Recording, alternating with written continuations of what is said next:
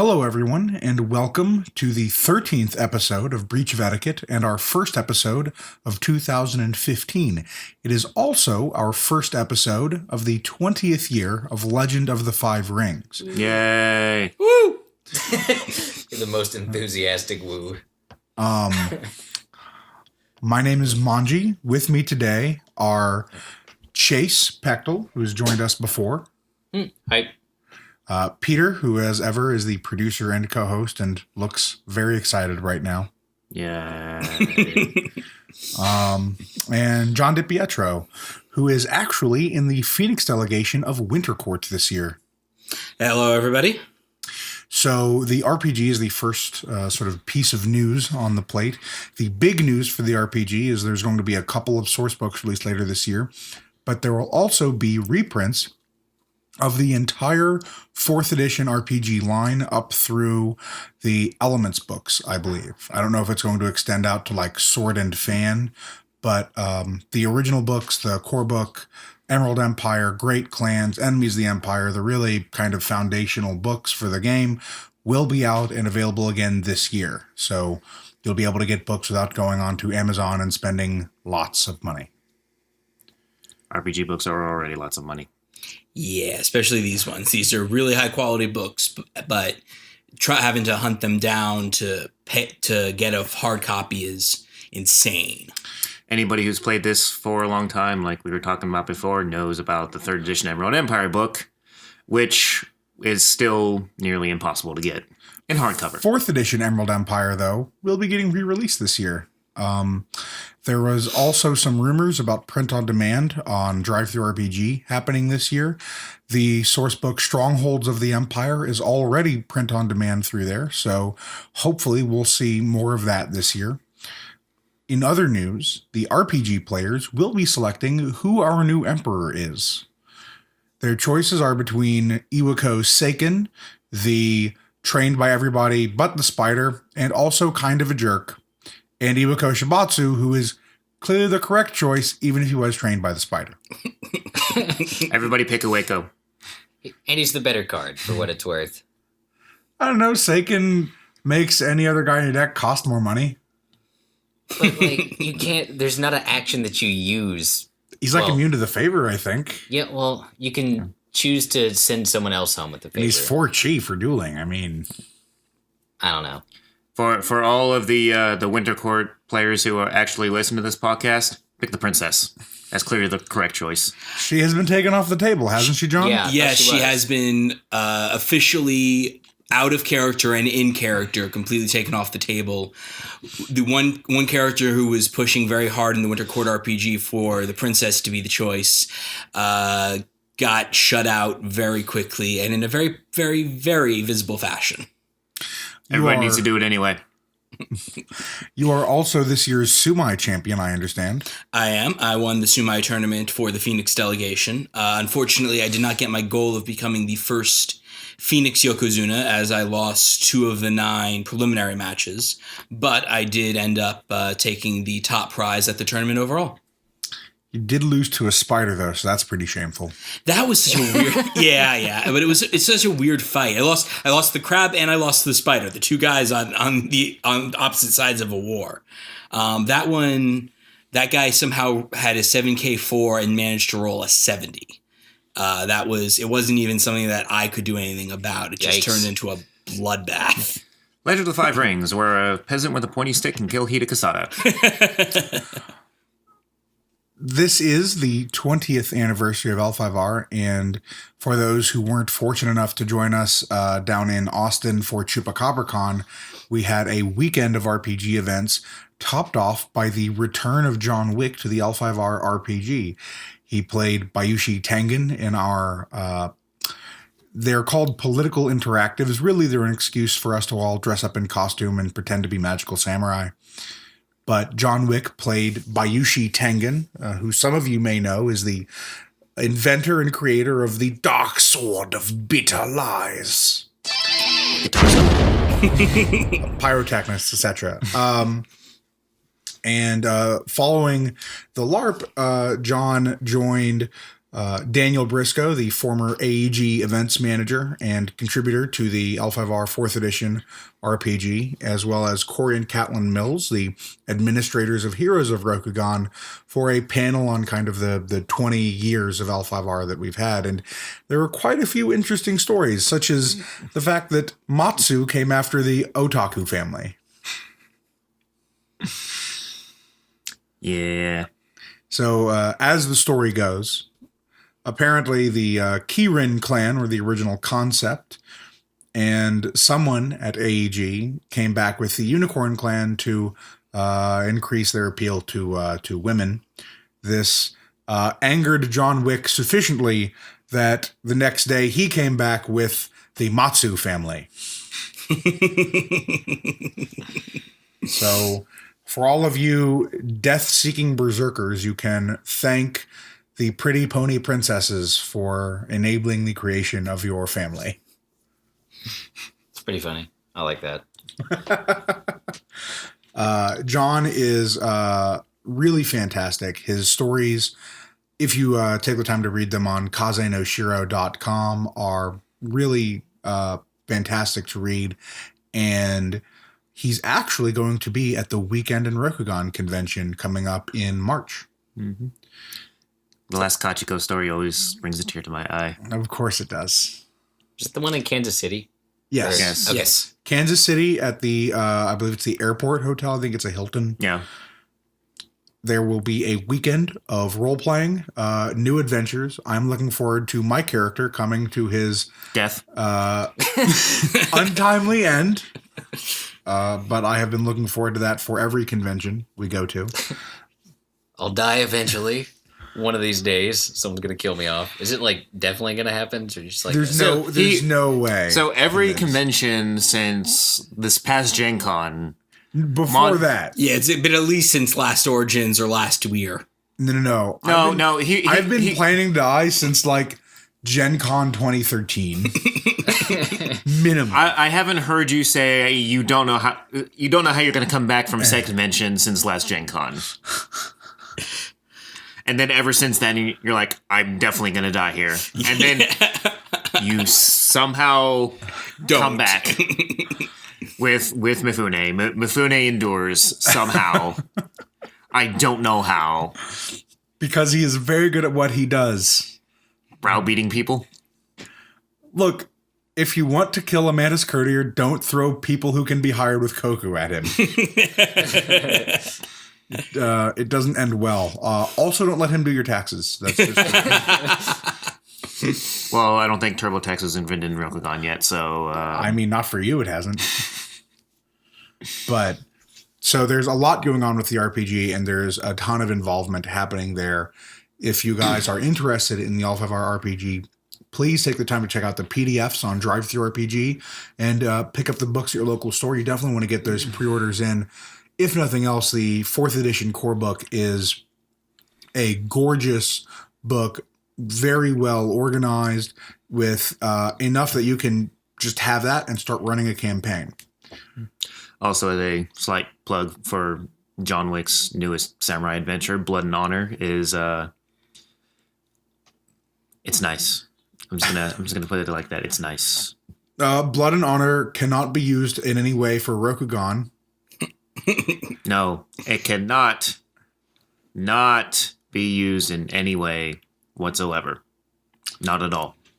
But it is a very interesting system, especially if you enjoy narrative RPGs. It feels a lot like playing a Kurosawa movie, even more than the first edition L5R did. Mm-hmm. And it has some pretty interesting mechanics. It does a very good take on the raises system that L5R came up with.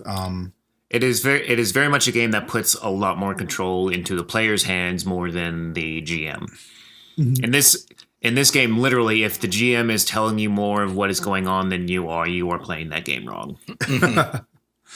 But the RPG is just one part of the L5R cosmos. The other part is that we're going to have 20 festivals releasing in March, middle of March this year. It's going to be legal by the...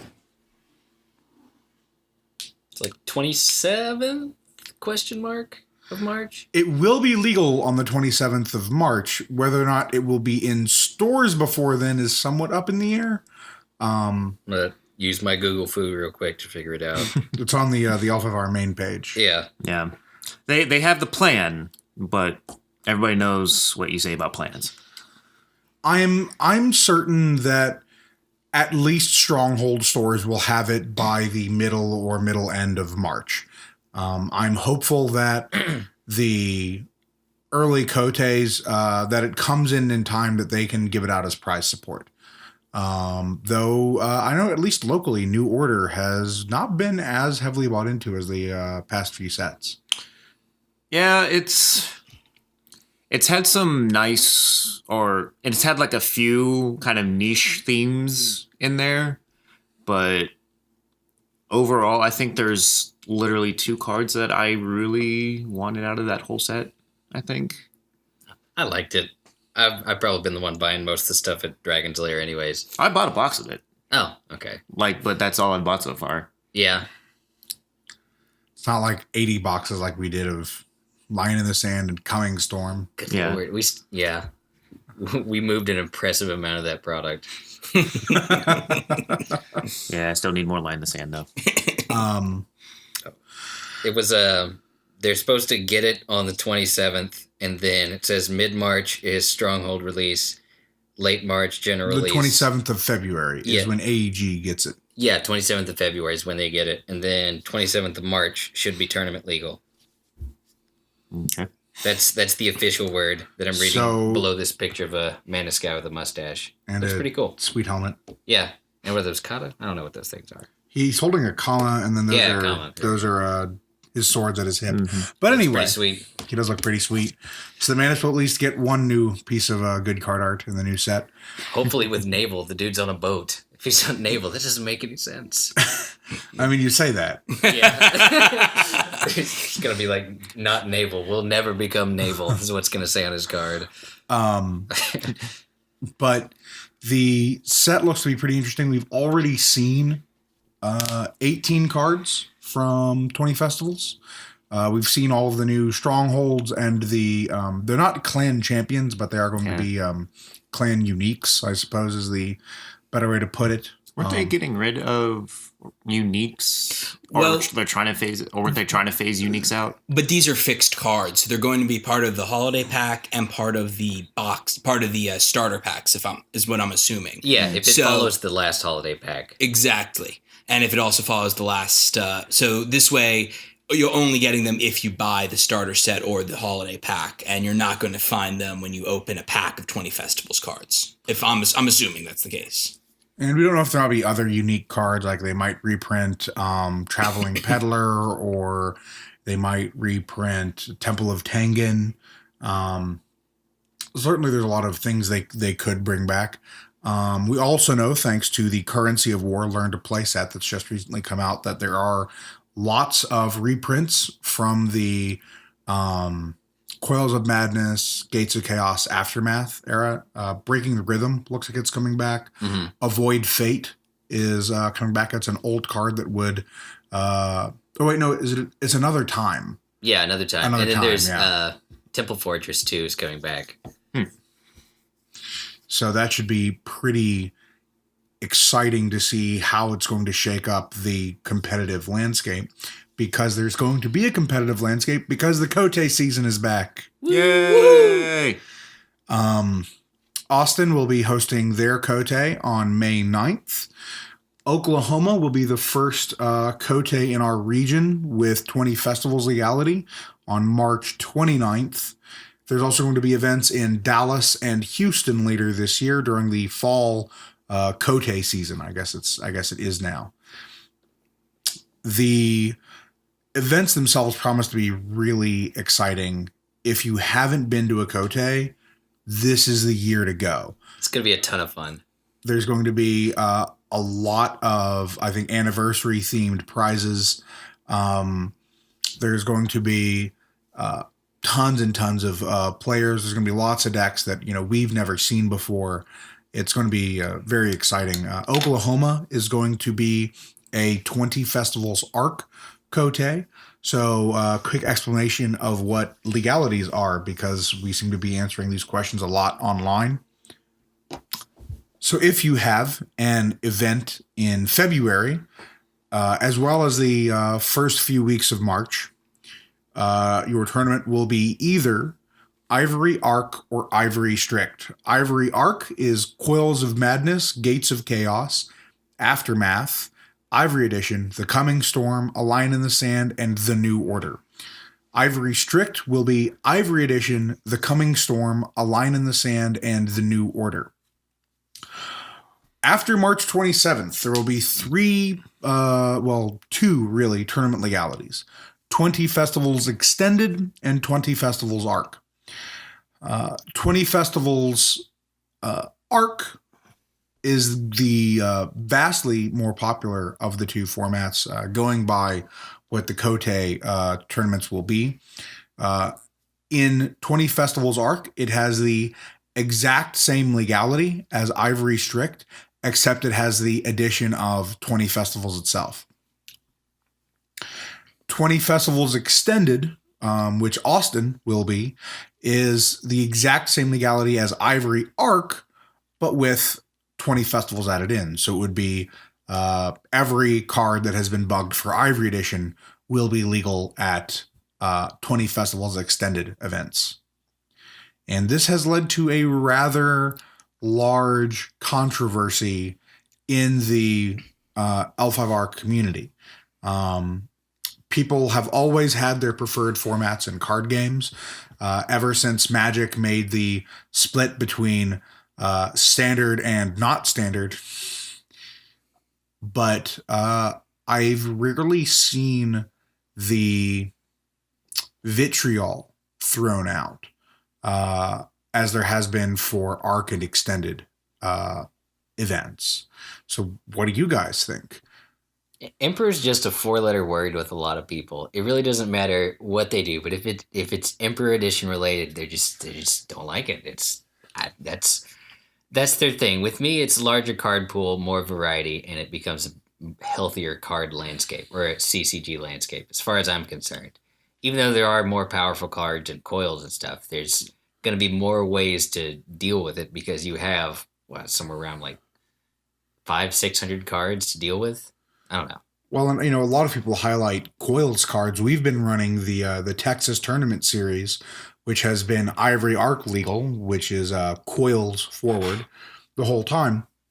Fallen has never even made the top 2 at these events.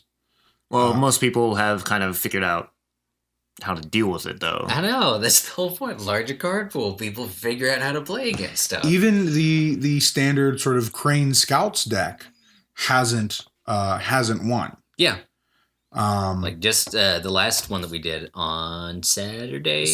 Yeah, on Saturday. It was Crane Scouts didn't win that one. It was a lion swarm of things with followers on it. Lion, get all the force in play, attack. Yeah. Pretty much. John, Peter, what about you guys? My perspective on it is, now I came into the card game at the tail end of Emperor. I think it was basically the last quarter of Emperor was when I started playing the card game, right around the time that Coils of Madness hit. Mm-hmm. And my looking back at the history of the game is, at least for the recent history, has been the concept of the dual bug.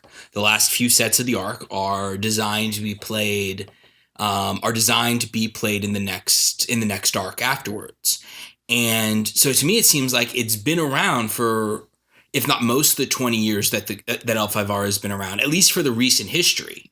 And that the whole Ivory being split into 2 different sets of legalities, 3 when you include the possibility of doing a 20 festival strict, which no one is doing until there's more sets of it. But the idea of splitting it up like that to me seems rather foreign compared to what I've seen of the rest of the game, going back to at least Samurai Edition. And to me, I agree with Chase. It's a healthier card pool. And I also like it better because I feel it, especially now that they're supposedly going to looking at major tournament deck lists and looking at what themes are popular and using that to possibly influence the storyline. I think having those extra cards in there is actually healthier for the storyline because it allows you to say something about the card game.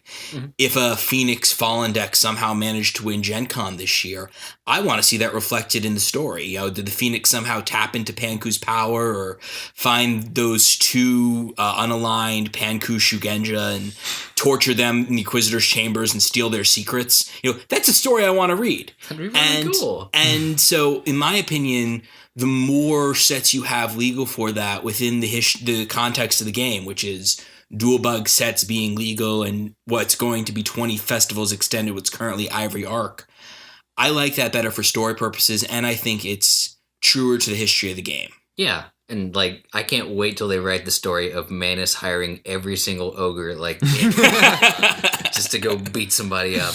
Well, apparently that's going to have some influence on the L5. Ogre Bushi's best Bushi. Yeah. It's going to have some kind of influence on the L5R novel because of the Origins deck that won was a Ogre Bushi Mantis deck. Yeah. And that made the deck tainted, or I think actually might have made it corrupted under the old schema. Mm-hmm. So the writer said he's not saying how it's going to affect the story, but the protagonist is going to be affected by the choice to use a tainted deck to win that tournament. Does Ogre? Because I haven't looked at it in forever. Ogre Bush has the Shadowlands keyword on it. Oh, okay.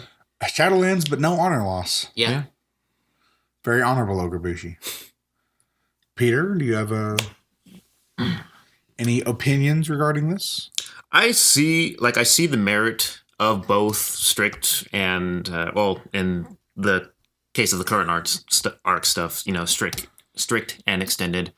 I myself enjoy extended a little bit more than strict, just because there's more tricks that you can, like Ivory strict, yeah, versus Ivory arc. Yeah. That's the other thing is it's causing a lot of confusion in terms of terminology now. Yeah. Yeah. Because, like, Ivory Extended would be playing Emperor Edition right now. Mm-hmm. Yeah.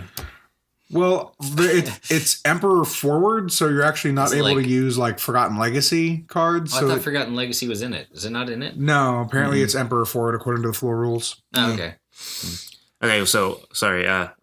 Ivory Arc, as opposed to Ivory Strict, just because again there's more variety, so there's more tricks that you can put into it. I mean, yes, they are printing like more cards to kind of like replace, you know, the older cards and the older sets and everything like that. But I mean, like,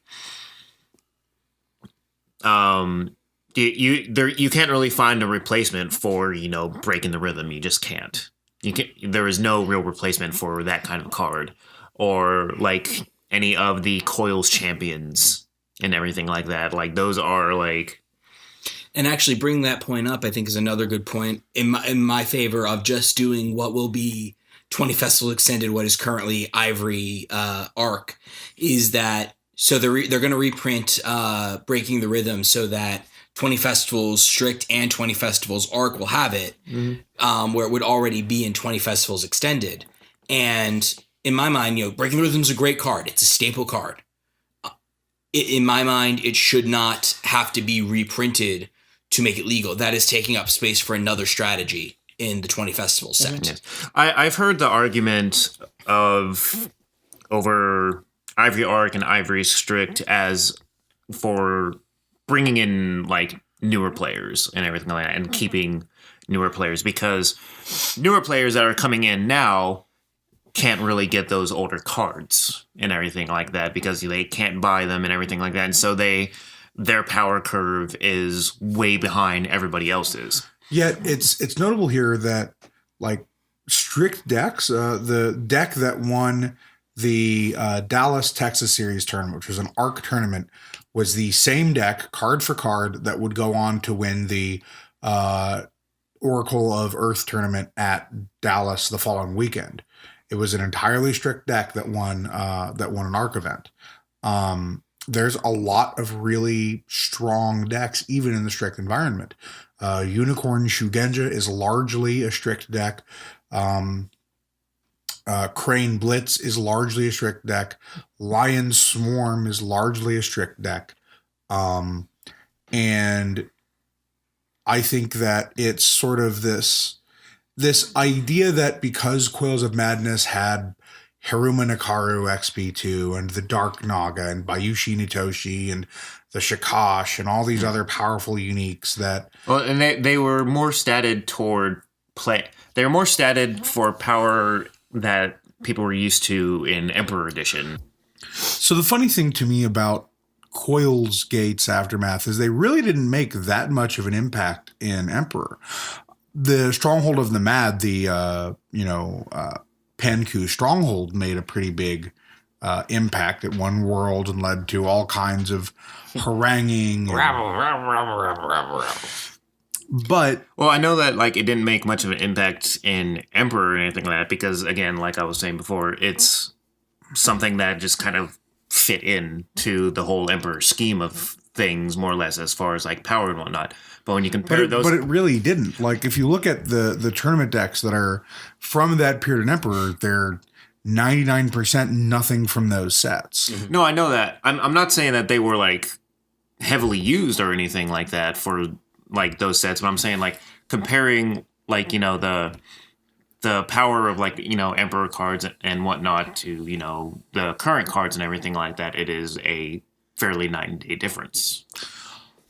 They used the holdings. They used all the holdings from those, but that was yeah, that's true. Productive Mind, Nextalize, those were big. No, I mean, I get what you're saying, but I feel like, especially in the New Order, there's plenty of cards that are very, very pushed. Courage Beyond Question is basically creating order, but with discipline. Yep. There's I really like that card. That's a good card.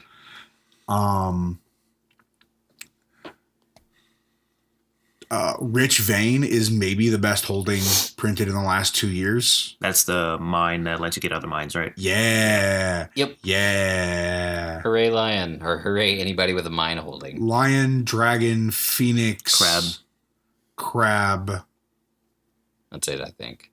That's it. Yeah. So for less than half the clans, you have a fetch for a 2-for-3. Or it fetches itself. Yep. Mm-hmm. It's insanely good. I've really been impressed with the power of stuff like Wounded in Battle, Strike as the Earth, Undone by the Enlightened is a ridiculous bomb out of Dragon. Yeah. Is that's not the one where Bounce a ring, kill a card without attachments. Yeah.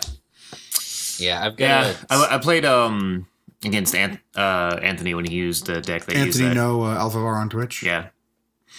Togashi Raziel or whatever his handle is on there. And you got Undone by the Enlightened. I did a few times. Sucks, don't it? It does. When all your things die. Yeah. I have it in just a sort of silly Fudo deck I have. Because it's that 10 hand-sized one you can just put out as an open. As long as you have 10 hand-sized, just like, put it out. Undone by the Enlightened, he's dead. Put it out again. You just sit there and just cycle through it back and forth. It's pretty fun. I like it. Are you going to run Keigo Sensei in that deck? Yeah. Gotta run Keigo Sensei in that deck.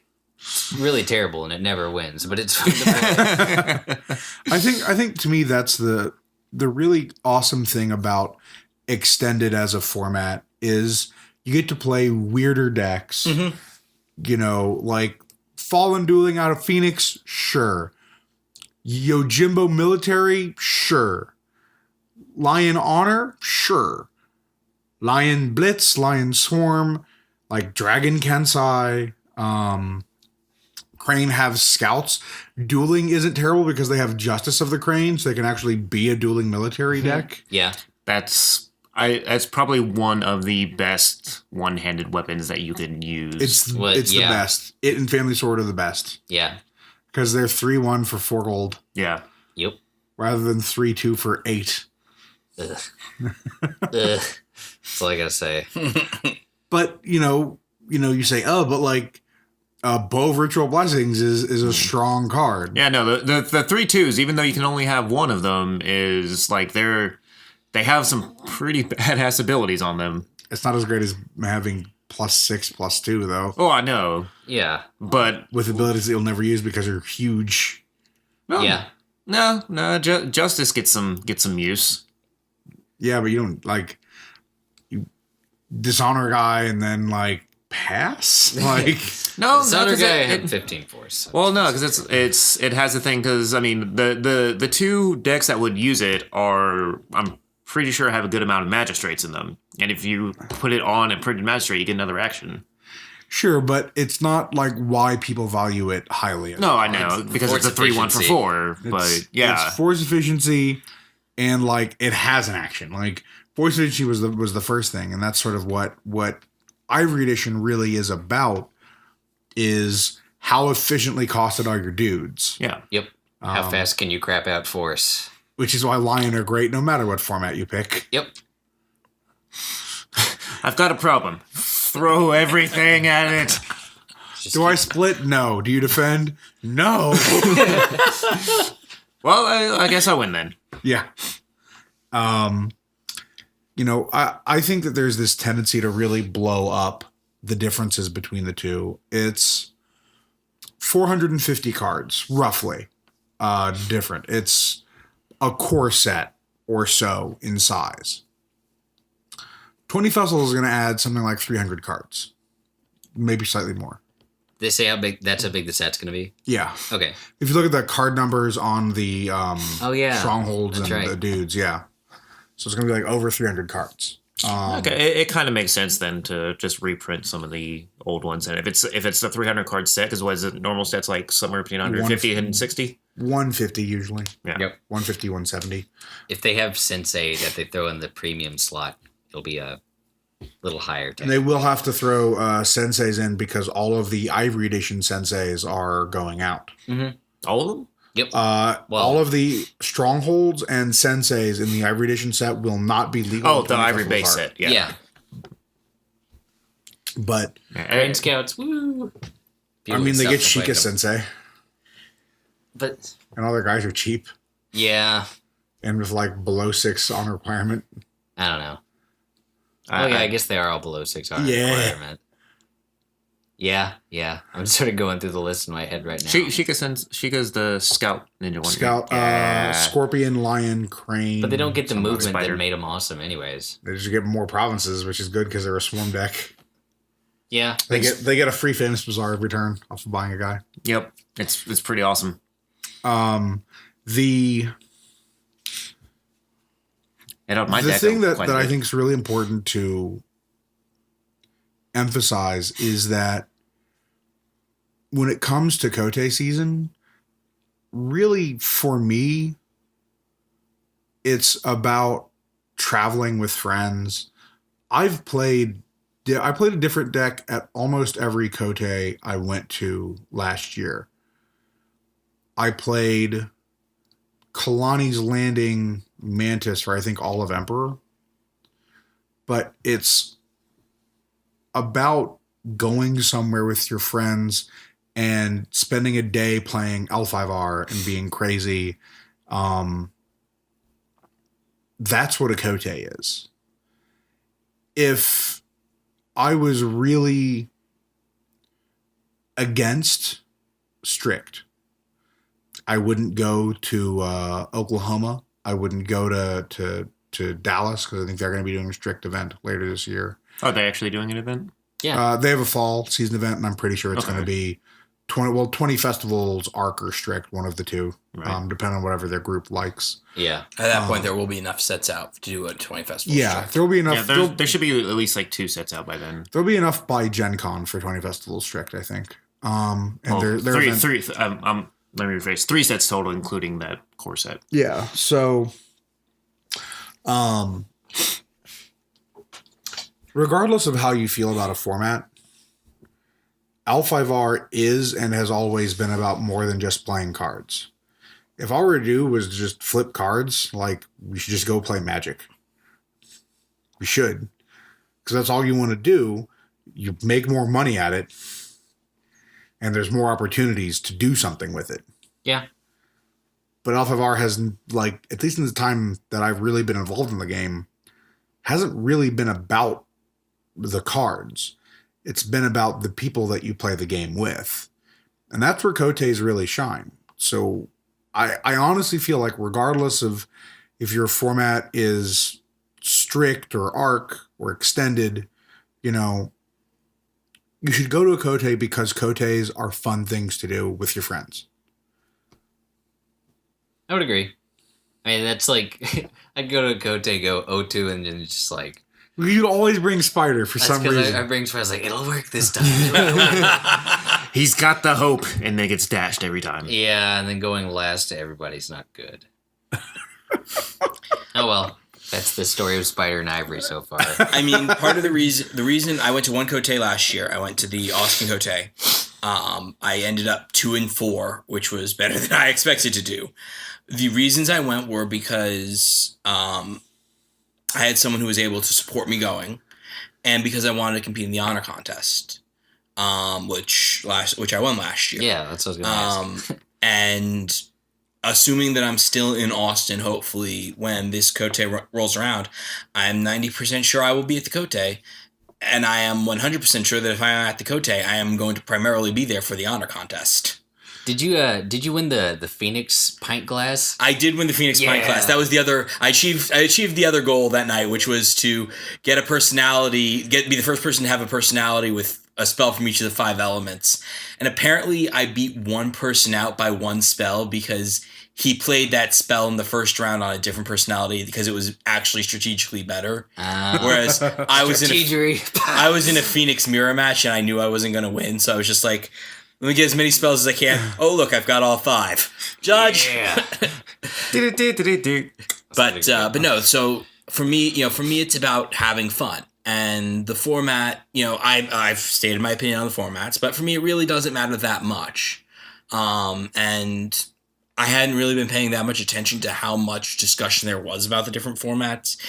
To hear that there had been, I believe the word you used was vitriol earlier, Manji. Yes. To hear that there had been that much disagreement about it to that level just kind of surprises me a lot because it's a game. Yeah. It's a game. We're here to have fun, and there are different opinions, but when push comes to shove, it's a game. Yeah, but it's you can say that to anybody who is very fanatic about a sporting event or whatever your obsession happens to be that is supposed to be for entertainment value. It's to some people, L5R might be like a religion to them.